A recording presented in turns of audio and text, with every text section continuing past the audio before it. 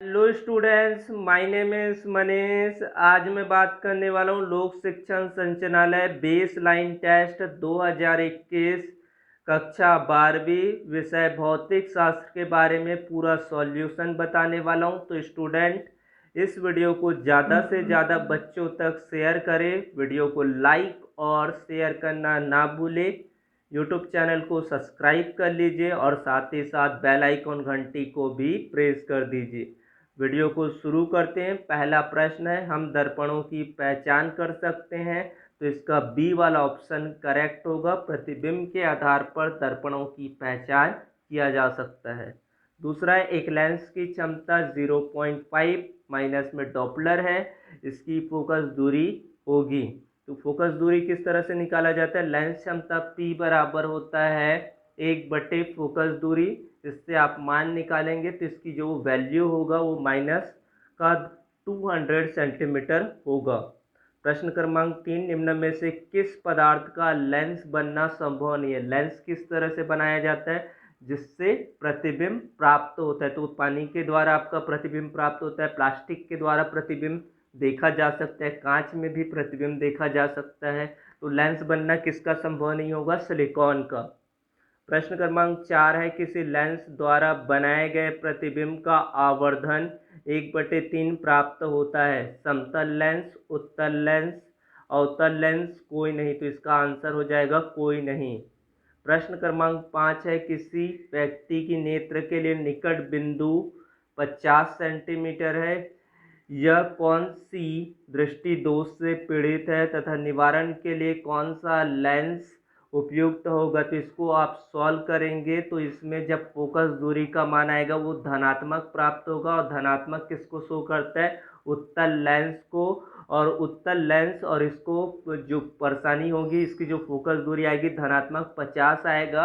तो इसमें आपका हो जाएगा दूरदृष्टि दोष। प्रश्न क्रमांक 6 है, आकाश के नीले रंग का कारण होता है प्रकाश का प्रकीर्णन। उसके बाद है, अभिनेत्र लेंस की फोकस दूरी में परिवर्तन किया जाता है पक्षमाक्षी द्वारा।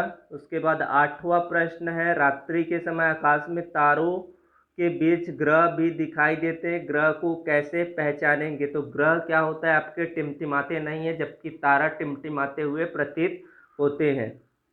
9वां प्रश्न है, वह युक्ति जो किसी चालक के सिरों पर विभवांतर बनाए रखती है? तो इसका आंसर हो जाएगा विद्युत सेल।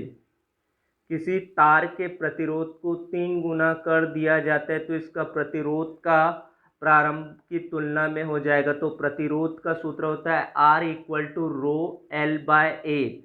जब इसको 3 गुना करेंगे तो क्या हो जाएगा? 3 आपका रो एल अपॉन ए। तो आपका L upon rho L upon A क्या हुआ? आपका आर। तो आपका 3R के बराबर हो गया, यानी कि 3 गुना हो जाता है। आपकी प्रारंभिक लंबाई यहाँ पर आपके R इक्वल टू हो जाएगा रो एल बाय ए। और आपको जब इसका खींच कर 3 गुना कर रहे हैं तो मतलब 3 रो एल बाय ए, यानी कि आपका रो एल बाय ए तो आपका R हो गया। तो 3 गुना यहाँ पर क्या हो जाती है? 3 गुना हो जाती है। 12 वोल्ट विभवांतर के दो बिंदुओं के मध्य 2 कूलाम आवेश ले जाने पर कितना कार्य करना होगा? तो यहाँ पर कार्य का सूत्र होता है विभवांतर गुणा क्या होता है? आवेश। विभवांतर गुणा क्या होता है? आवेश। तो यहाँ पर 12 का आप 2 से गुणा करेंगे तो हो जाएगा 24 जूल। उसके बाद 12वां प्रश्न दिया गया है, इसका आपका आंसर हो जाएगा 5 ओमेगा। प्रश्न क्रमांक 13 है, विद्युत धारा को यांत्रिक ऊर्जा में बदलने के वाली युक्ति कहलाती है, इसको कहा जाता है विद्युत मोटर। उसके बाद पश्चिम की ओर प्रक्षेपित कोई धनावेशित कण किसी चुंबकीय क्षेत्र द्वारा उत्तर की ओर विक्षेपित हो जाता है तो चुंबकीय क्षेत्र का दिशा होगा। तो यहाँ पर आपका लगेगा फ्लेमिंग के वाम हस्त का नियम और इसकी जो दिशा होगी वो ऊपरी मुखी होगा। उसके बाद है, तांबे की तार की एक आयताकार कुंडली किसी चुंबकीय क्षेत्र में घूर्णी गति कर रहा है। इस कुंडली में प्रेरित धारा की दिशा में कितने परिभ्रमण के बाद परिवर्तन होता है? तो आधा। उसके बाद है 16वां। तो 16वें प्रश्न का आंसर होगा 16वें प्रश्न का आंसर आ जाएगा सी, स्थिति 2 व स्थिति 4 में। प्रश्न क्रमांक 17, ऊर्जा का अनवीनीकृत स्रोत होता है जीवाश्म ईंधन।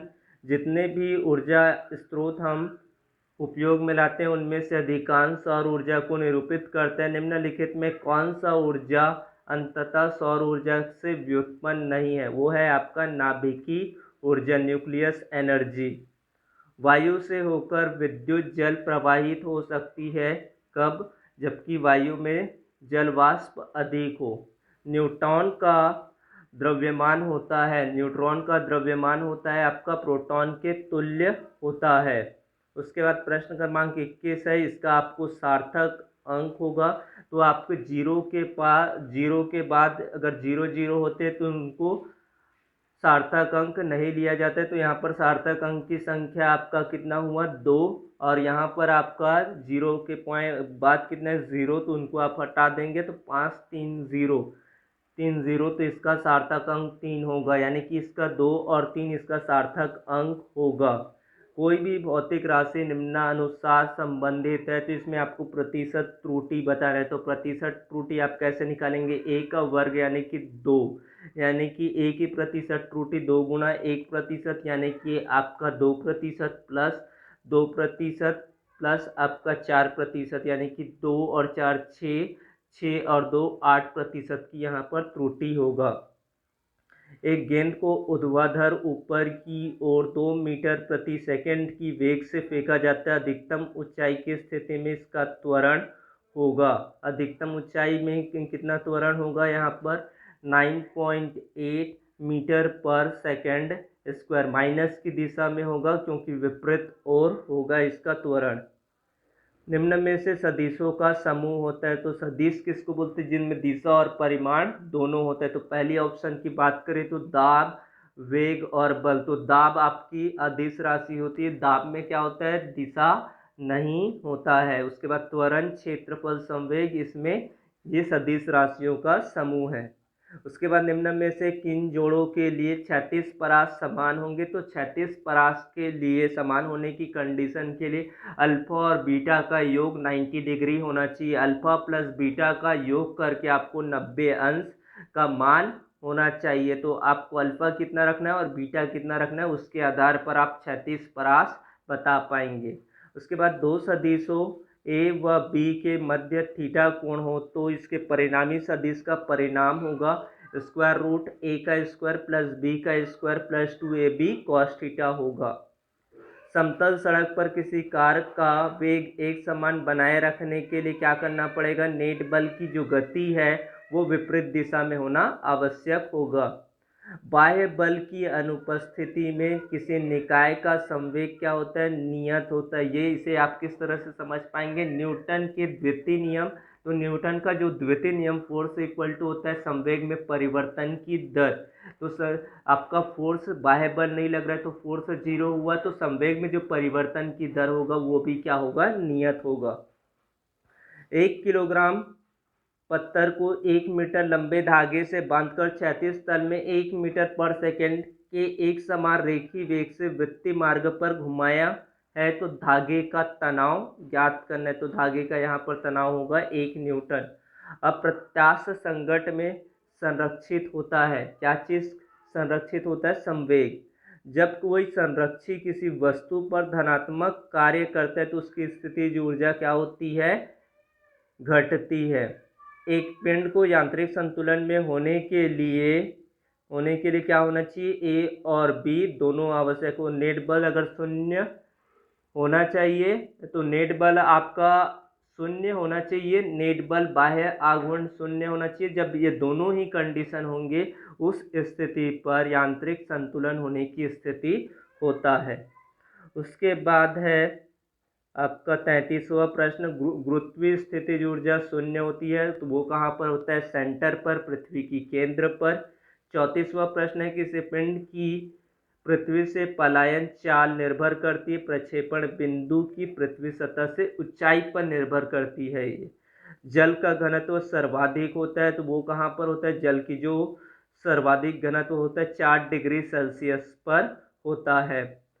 दाब बढ़ने से किसी पदार्थ का गलनांक क्या हो जाता है, बढ़ जाता है। रुद्धोष्म प्रसार में क्या होता है, निकाय की कुल ऊर्जा यानी कि रुद्धोष्म प्रकार में जो आंतरिक ऊर्जा होती है वो कम हो जाती है।